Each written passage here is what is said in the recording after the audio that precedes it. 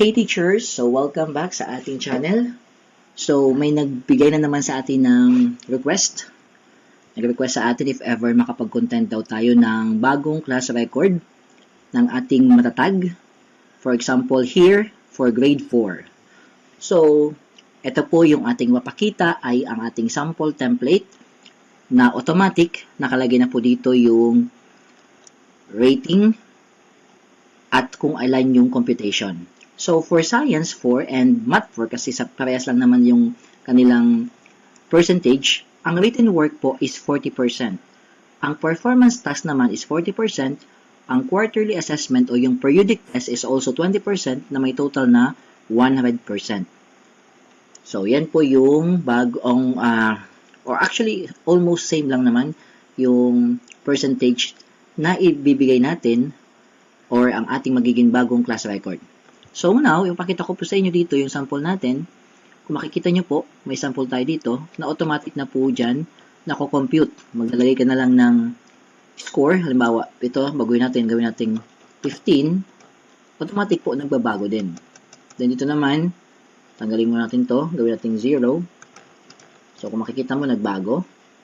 Then, for example, alisin ko muna yung sa quarterly assessment. So kung makikita nyo, wala muna dyan. Lagyan natin ng halimbawa ng 35 kasi 5 mistakes siya. Let's see kung may automatic na mako-compute na quarterly grade.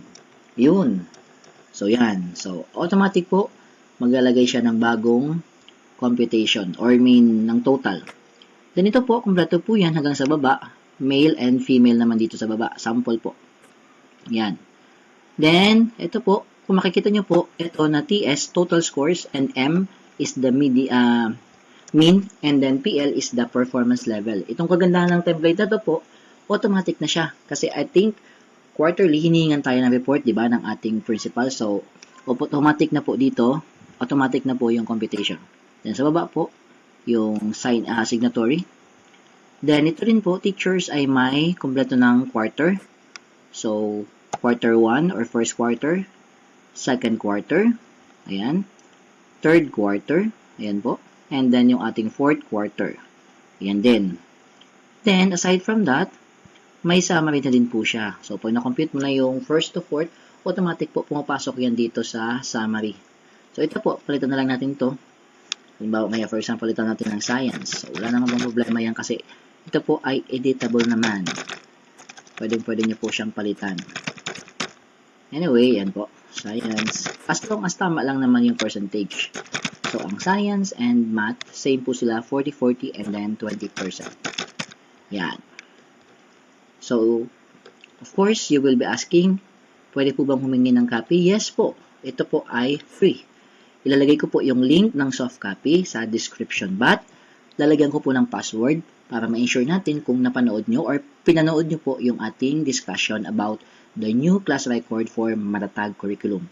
By the way, teachers, baka magtanong kayo kung sa science lang ba to. Pwede po ito sa lahat ng subjects. Palitan nyo lang po yung percentage. Ayan, pwede nyo po halimbawa, 30. Ayan, automatic na po yan. Balik ko po sa 40. Pagpalit nyo po dyan, palitan nyo rin din po dito sa may, yan, the part. Gawin nyo pong 30, halimbawa, 30. Yan, automatic din po mag-change.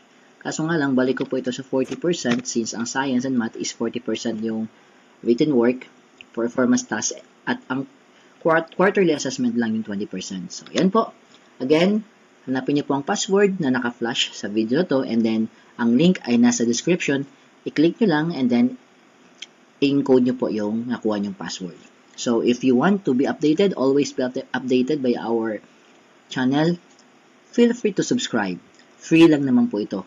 Comment po kayo kung may gusto pa kayong i-request na mga videos and try po natin na makagawa. So, that ends my video for today. God bless and kaya po natin to maging matatag po tayo for the opening of classes and hanggang matapos. That's all. Thank you and God bless.